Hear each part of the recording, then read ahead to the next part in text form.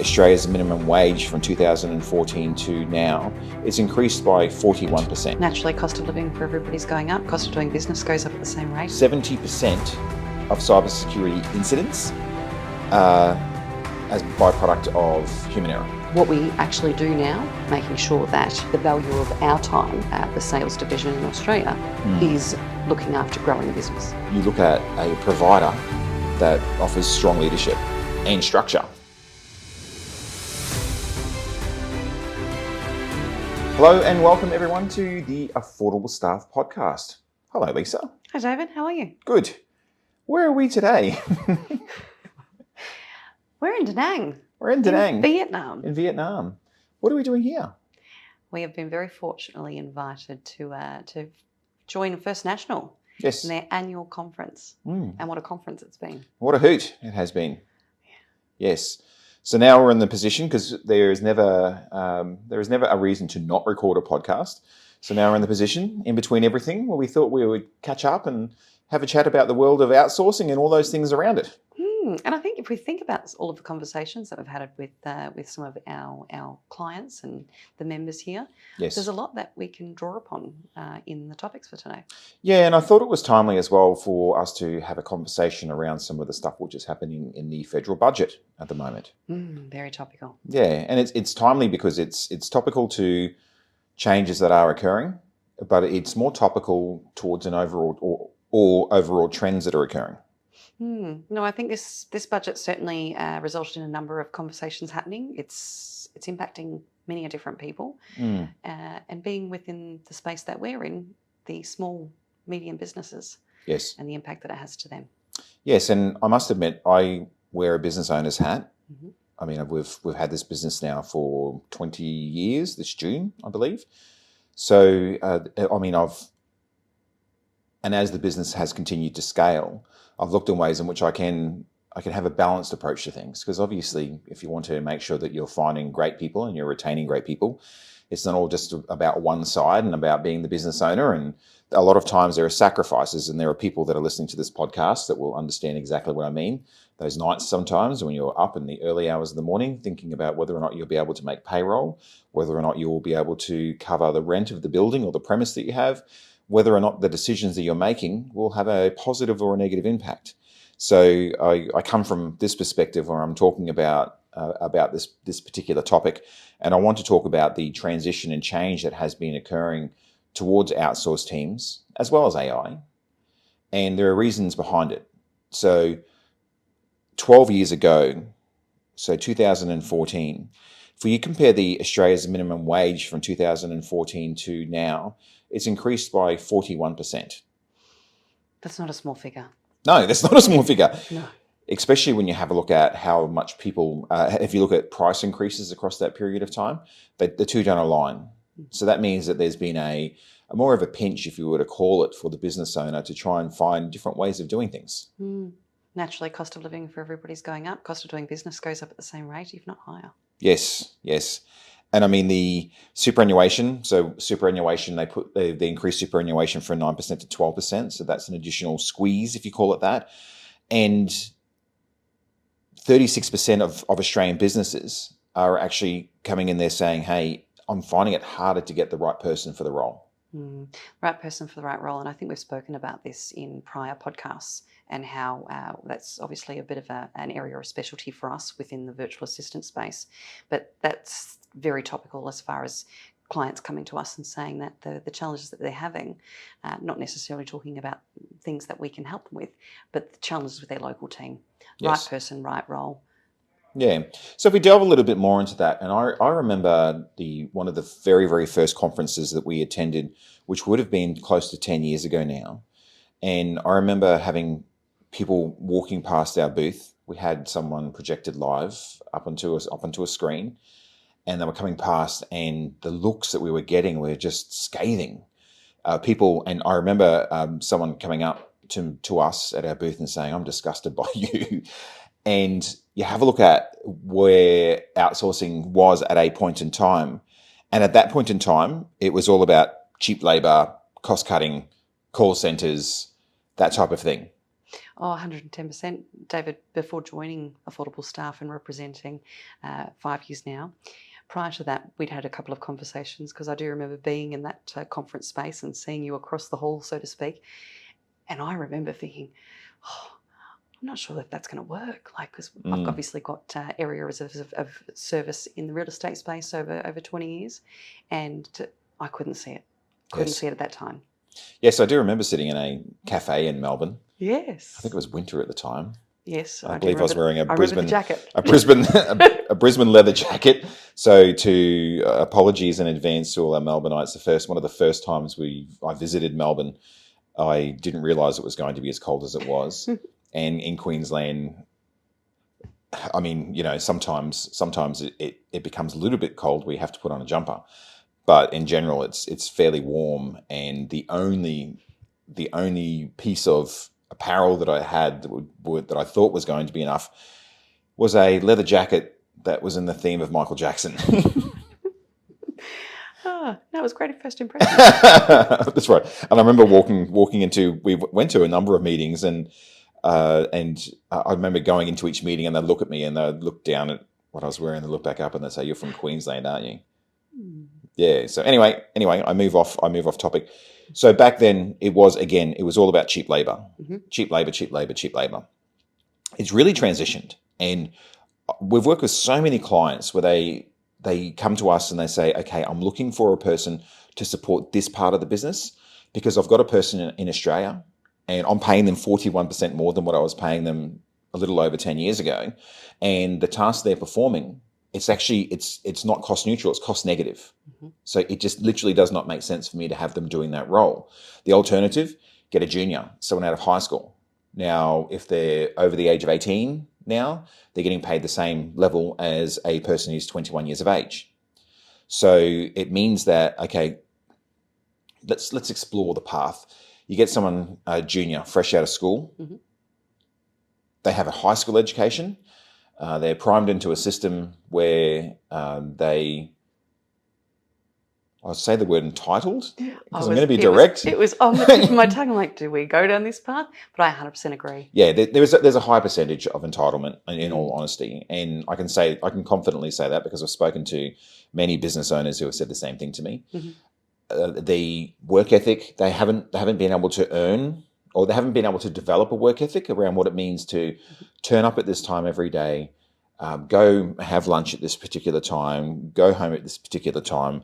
You're transitioning away from little lunch and big lunch now to having an actual career or an actual job, and they find it difficult.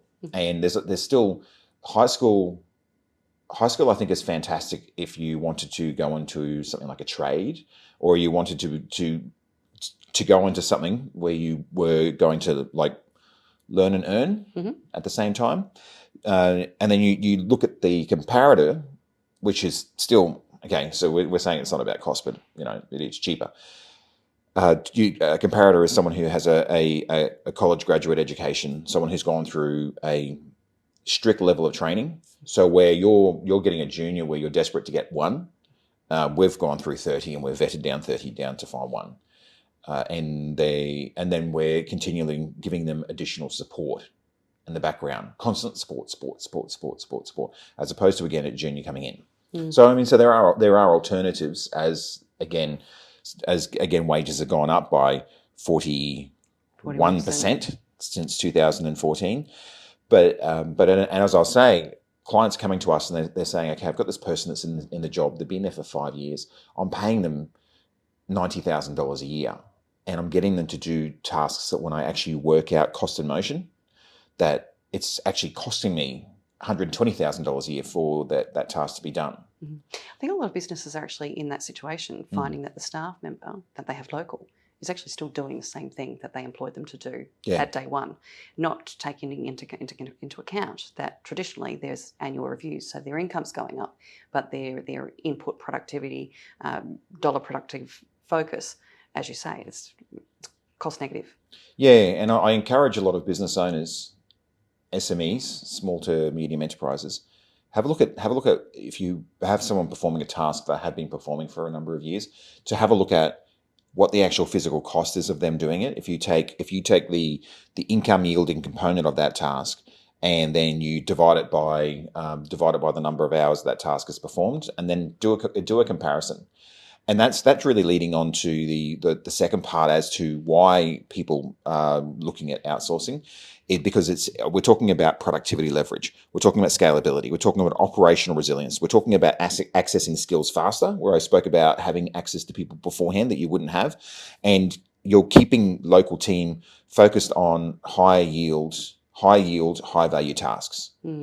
And realistically, as you continue to, and as we're finding with clients, as you're continuing to grow out a team, if you choose to grow out a team of people, they can really, they can massively support the high yielding tasks that are being performed in Australia. And those high yielding performing tasks are ones that actually make you money, because in business today, as a business owner myself, I realize I need to find ways to make more money than what I was making beforehand, in order for me to stay at the same level that I was at beforehand. And the best way that I can do that is to have my Australian resource, my Australian people. Technically, you're one of the team. So as a resource, as me being a resource, as everyone else being a resource, making sure that the stuff that we're doing in Australia is high yielding. 110%. I'm actually going to say that I'm probably a prime example of this. When I started doing business development, I found, and I actually presented something a couple of years ago at a conference around this, I found at about 50 clients, that was my ceiling. I was at a point where the service I was providing to client number one at 50 clients, it wasn't where it should have been. It wasn't at the level that I started at. I certainly practice what we preach. We've now got 20 staff that support the sales division. And what we actually do now is focus exactly on dollar productive, client attraction and retention, making sure that the value of our time, the sales division in Australia, is looking after growing the business, bringing in more income. Exactly. We're living what we preach. Absolutely. Yeah. And I'll also say that with the support team that we have built and structured for our own department in the way that we offer and support out to our clients, the productivity and what we're able to provide to our clients, and internally I actually say our client within our department is not just the person within Australia that's paying the bill and utilising the service. Our client is also our staff within the Philippines. Yes. Because of the approach that we take within our department. What we are doing today in that department, it's true scale. It's true scale. Yes, and let's reflect on that and compare it to an Australian business. Mm-hmm. In an Australian business, let's say business owners had again, your client is the person who pays the bill, and your client is also your employee, your 100%. Team. Because if you don't service both adequately, then they're going to go. 110%. And a lot of employers forget about that. Yes. There's been a number of conversations we've had here around the challenge that they have in making sure that their team are engaged because of the noise that they have within their clientele. Mm. And realistically, and this is just an opinion piece on my behalf, realistically, the reason why we are in the pickle that we're in Australia is, and when I say the pickle we're in Australia, we have quite a bit of entitlement going on at the moment. We have people that are dictating terms around where it is they're going to work. The Victorian government at the moment are looking at passing a law that mandates people being able to work from home, which I'm not sure how that's going to go with nurses, if they're just going to have to get the clients to come to them, or in the emergency ward, have to get ambulances to drive to the doctors' homes because they've got to work from home at least 2 days a week. I believe it's 2 days. And we're in that place because we didn't go along the journey to understand the value and the balance of having people performing lower yield tasks and enabling those people who perform those high yield tasks. Now, 110% agree. One of you use the nurse or medical profession, school teachers. I actually had a very big conversation about this only a couple of weeks ago, and the impact of COVID and education being provided remotely, the impact to those students, especially within critical years. I'd love to see how it's going to progress if that's passed. The education system's already trying to repair what we went through. Yeah, and admittedly, we experienced it in the Philippines as well when people Mm. were having to remote educate. It's and this is again one of the reasons why I've always spoken about us being an office work from office space. Yes. Where two kids go through 2.5 to 3 years of home education during COVID, and it stunted their developmental path. And it makes me then think, what's the on-flow effect in other spaces? So, like, what's the on-flow effect of having someone working from home? What is it they're going to be missing out on? I mean, sure, it's great because, you can put washing on and, you can chuck on Netflix and you can do whatever else while you're working. But what about this? 110%. And I think if I remember correctly, there was a conversation we had around, we noticed that there was a drop because the English language was not being used as frequently as it does within our office environment. Yeah, correct. We noticed it in their communication. Yeah, and they're all muscles. The same way, and when I said this, for those who are listening on Spotify, you can also listen to us on Spotify instead of having to sit on our website or the other ways in which you're listening. So again, check it on Spotify. When I said this, I was pointing between you and me, as in the human interaction. The conversations. Yeah, and the same way, communication is a muscle. The same way that, and this is quite a large divide that I'm joining between the two of. The same way that we used to use our brains to add up 37 and 49. What is it? See what I mean? You need a calculator, right? And a coffee. And a coffee. So you go to your calculator app and you work out 37 plus 49. And now you can't do it. The same way that if you're not developing the communication skill using English on a regular basis, rather than just when you're talking to client, then the muscle's going to become weaker and it's not going to be as effective. 110% agree. Yeah. So anyway, so that then makes us ask, why do people still not like outsourcing? Resistant to change? Well, there's a resistance to change, and I've actually had over this conference that we've been at, I've had people coming up to me and saying it's crap, it doesn't work. Interesting take. I know, right? So I did some research. 37% of outsourcing arrangements underperform. Now, so let's round that up. Let's call it 40, because then that makes it 4 out of 10, not 3.7 people out of 10. So 4 out of 10 arrangements, when people are looking at outsourcing, falls under expectation. Now, why is that? Oh, it's I always say, first question I ask when a client comes to me and says, I've got a challenge that I need some help with, communication, process, right people, right roles. I think there are probably 3 or 4 different angles you can take on that. There was one client that, when I say client, we have got new partnerships venturing from this conference. It's been very successful. One of the clients that we're onboarding, they actually have 2 VAs. One in property management outsourcing administration, and the other within a sales administration role. Yes. So the property management role is working very, very well, and it has done for a couple of years for them.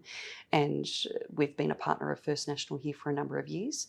This is an office that's somewhat new to the network, and they've actually been hearing about the great work that we've been doing with the network. And they came up saying, right, we've been meaning to talk to you for a little while. We've got this challenge. And I asked a few questions, and they said they keep asking for creative tasks rather than the sales administration. And that's when I dived into a little detail around how we do scope out the role, make sure that the right talent is being presented to our clients. And I said, you've got the wrong person. They're clearly telling you that they want to do marketing and creative tasks rather than the sales administration. Perhaps when you originally scoped the role, the sales administration role, they may have assumed that there was some marketing. But let's just strip it right back. It's the wrong person. And I could see that there was 2 people I was speaking with. One was in property management, the other was in sales. And I could see that the sales connection, she wasn't quite understanding. So I said to her, you're in sales? She said, yes. And I said, how would you feel about stepping into a property management role? And she said, no chance. And I said, this is the scenario you have. Yes. Yeah, and then there's the other component. So what did you say it was when clients come to you? Communication. Process. Wrong person and in the roles. And weak leadership is another one that I'd like definitely. to add. And when I say weak leadership, I'm talking about a managed service where you have all the stuff that happens in the background that we've spoken about on previous episodes, like an iPhone. The reason why people buy an iPhone isn't for the iPhone; they buy it for all the stuff that happens in the background that you aren't aware of, all the new updates that are coming to it. Hopefully, a good Siri one day. All the other things that are there that are just working in the background to support you. You generally don't know about it unless something goes wrong. So, like an iPhone breaks, and this is a funny thing. I was talking to someone from the conference, the one that you were sitting beside on a bus that has gone to Android, which I won't mention names, that has moved away from Apple and has gone to Android and PC. Now, when I recently had to back up a PC to a new PC. Now, it was personal use, so it wasn't like I just normally get the IT guys to do it. So I had to back it up and I had to move it across to a new computer. Now, I didn't realize that you can't just push a button and get it to go across like you can on Apple. Apple, you get a new device, you sit them beside each other. They say, hey, are you trying to do something with this one to this one? It's like, yep. And it just does it. That's like a managed service, right? It's just there. When you get to the point where something is required, because there's a lot of you don't knows that you don't knows for people that are entering into the space, it's almost like, hey, are you trying to do this right now? Boom, and we step in. So I think there's a big component, and this is where we've discussed again, and I'm referring back to another previous episode where we spoke about the concept of going direct and getting your first person direct versus using a model where they assist you. They give you the ongoing continued support. They give you the upgrades. They're there if something happens off to the side. We were talking to someone here who's gone direct, and they're running into issues because the person was looking at getting married, and the person in Australia was making promises. Now, when I say making promises, they were joking about the promises. Oh, we're going to come around. Well, it'd be great. We'll attend the wedding and all that sort of stuff. Now, that person had thought, whilst it was just idle chit chat, they thought that is something they were going to do. Now, that's a cultural thing. I could have saved them potentially now losing that person, or getting stuck in a situation where I need 10 grand to pay for the wedding, or whatever else it's going to be. All those things that if I measure every grey hair, it's a scenario around a challenge that's occurred. When you reflect back on that, I mean, if you only knew, right? Oh, and that's the reason why, again, you look at a provider that offers strong leadership and structure. Definitely the structure part, and I think that can only come through experience. Yeah, exactly. So the other thing too, and again, because apparently I'm the IT guy, cybersecurity. 70% of cybersecurity incidents are as byproduct of human error. 70%. 70%. 7 out of 10 instances are human error. Now, I find that a bit scary. Scary. Human error, lack of leadership, lack of monitoring, lack of education. Lack of structure, lack of so we do these things. We do this thing. It's an ongoing thing that we have going on where we have ongoing. They're called bullfishing simulations.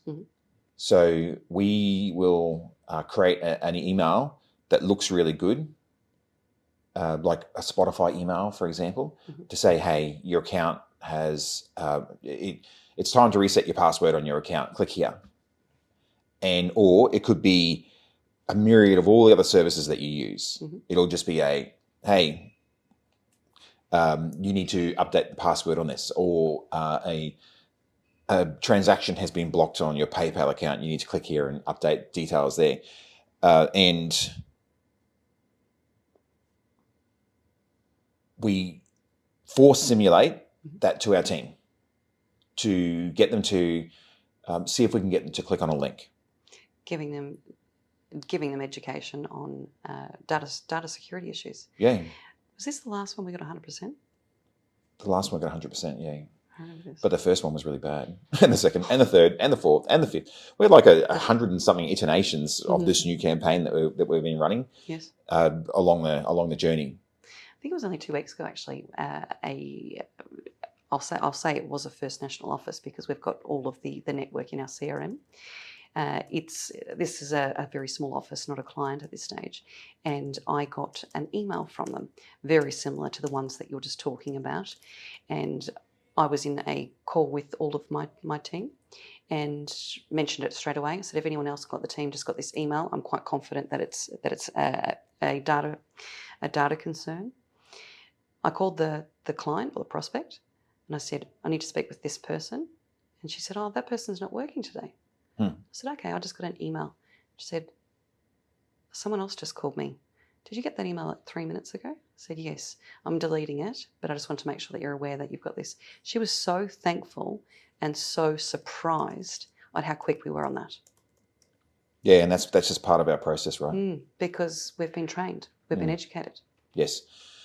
So I think that's, again, when we go back to what we were saying at the beginning in relation to this specific topic around outsourcing failing for people, 4 out of 10. These are the reasons, right? These are the reasons why. Because again, like any journey, you're going along the path and you come across opportunities and solutions, and those opportunities and solutions that are being presented to you, if you don't know what you don't know, an opportunity can sometimes be a curse. Absolutely. We're here at a real estate conference. I'm not sure what your skills are like in selling a house. I'm sure that you could try, but we're probably not going to do as good a job as somebody that's skilled. Despite my skills in sales, Lisa, I'll have you know that if you ask my wife ever, I was the number one salesperson in a store in retail many years ago. But you're right. I mean, selling a home, there's the don't knows that I don't know. And the same way, if I were to look at if I get sick, I go see a doctor. I don't try and guess my way through, or have some guy pull up in a van and say, hey, that doesn't look right. So I'd go along and I'd make sure that I'd see the right person for the right purpose.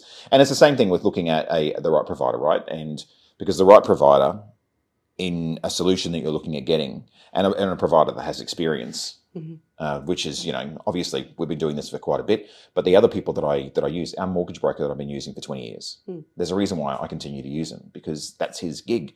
I'm not going to go out there and start ringing around and trying to find the cheapest home loan or the best home loan or the best commercial investment loan. Not the best use of your time. Not the best use of my time, and not necessarily the best result. No. I mean, it's a good flex to be able to go out there and say to people, oh, I've done all these things, but the same respect, they're looking at you and then they're going, oh, you're a clown. Same with travel. We use our travel guy, Stephen. There's a reason why we use Stephen. I think with all of these scenarios, if you do try and DIY, there's so many times you just be taken advantage of. Yes. If you think about the mortgage broker situation, you're doing it yourself, they'd see you as an easy target. Yeah, and the outsourcing space. So I think that's it. I think we're gonna wrap it up. Sounds great. How does that sound? It's been a great session. Yeah, and it's been really good. It's been really good being here and catching up and aligning with business owners and talking about challenges that business owners are going through. And I mean, realistically, the foundation of when I was thinking about this episode, and I gave you the pictures to where the angle was that I thought we should be going. And I apologise if this upsets people, but the budget, it's in my opinion, it's terrible. It's looking at equalising, but I don't feel the level of equalisation occurring. I mean, great. Let's look at ways in which we can introduce or change taxation. But if that's going to happen, then let's make it so the people who haven't had to stay up until the early hours of the morning, haven't had to go through all those types of things, let's make it so they do that too. Just so we can have an even playing field. We might get some negative comments about this one. Budget topics, great. Yeah, but yeah, so again, it's been great to catch up again. Great to visit Vietnam. Yes. Someone asked me last week, where are you going? And I said Thailand. I sort of mixed it up. So apologies to that person that I mentioned it to. Well, at least you arrived. You found the right airport. I did. That's a start. And there will be an additional in-between episode which is coming out at the same time, which you can listen to as well if you haven't listened to it already. That's with our ISO auditor. I sat down and had a conversation with him in the Philippines. After we just became certified. After we became recertified again in 27,001 and 9,001. 27,001, data and security, 9,001, people and systems. Another great milestone. So thank you again, Lisa. Thank you. Look forward to catching up with you in the next space. Where will we be? Who has any idea? Fantastic. Thank you. Thanks, David. Okay, thank you all.